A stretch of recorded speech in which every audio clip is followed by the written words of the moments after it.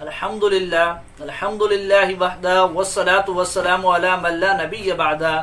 محترم سامعین، امت کے اسلاف آج تک اس بات کو مانتے آئے ہیں کہ حضرت عمر رضی اللہ تعالیٰ عنہ اور حضرت علی رضی اللہ تعالیٰ عنہ سے 20 رکعت تراویح مروی ہے۔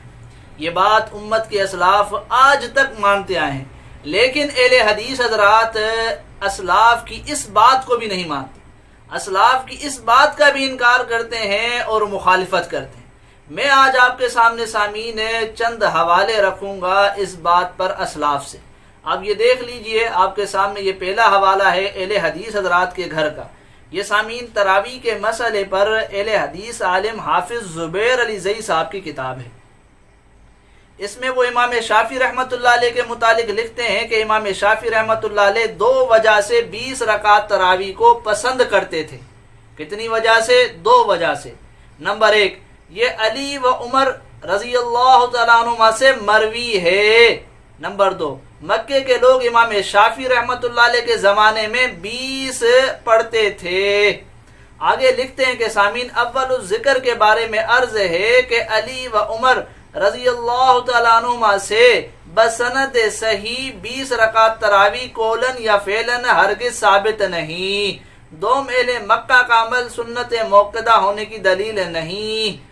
تو سامعین، یہاں حافظ زبیر علی زئی صاحب نے اس بات کو تو مانا ہے کہ امام شافعی رحمۃ اللہ علیہ 2 وجہ سے 20 رکعت تراویح کے قائل تھے۔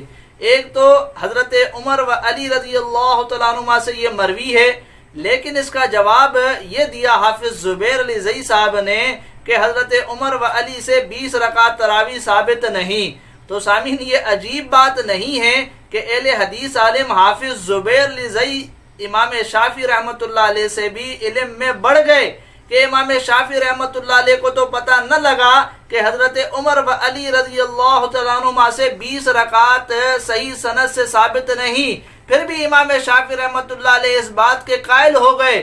لیکن اہل حدیث عالم نے آ کر اس حقیقت سے آج پردہ اٹھایا ہے کہ حضرت عمر اور حضرت علی رضی اللہ تعالیٰ عنہما سے 20 رکعت تراویح ثابت نہیں۔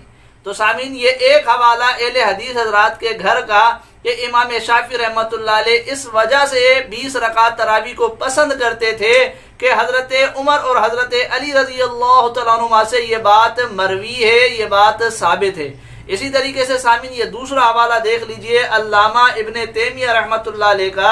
اہل حدیث حضرات جس کو اپنا اکابر تسلیم کرتے ہیں اور اسلاف مانتے ہیں، علامہ ابن تیمیہ رحمۃ اللہ علیہ لکھتے ہیں کہ یہ بات ثابت ہو چکی ہے کہ حضرت ابی بن کعب رضی اللہ تعالیٰ عنہ لوگوں کو رمضان میں 20 رکعت تراویح اور 3 وتر پڑھاتے تھے۔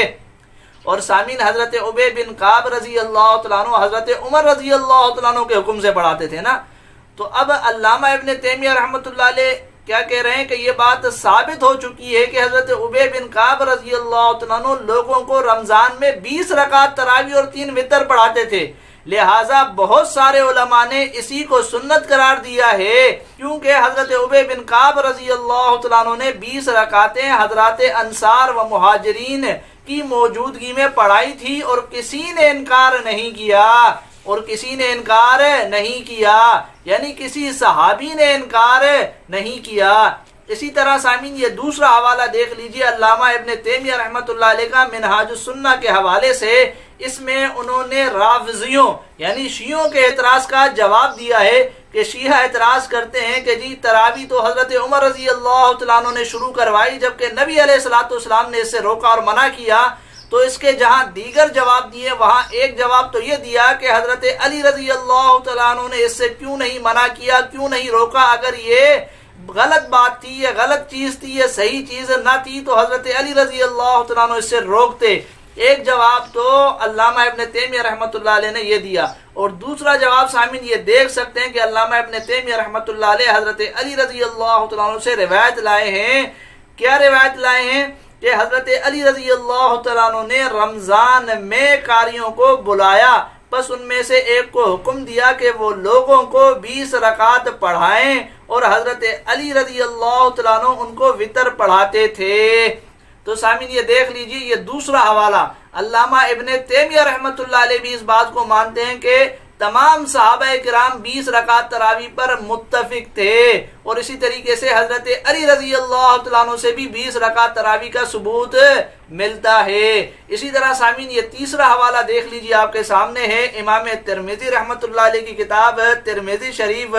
یہ امام ترمذی رحمۃ اللہ علیہ امام بخاری رحمۃ اللہ علیہ کے شاگرد ہیں سامعین۔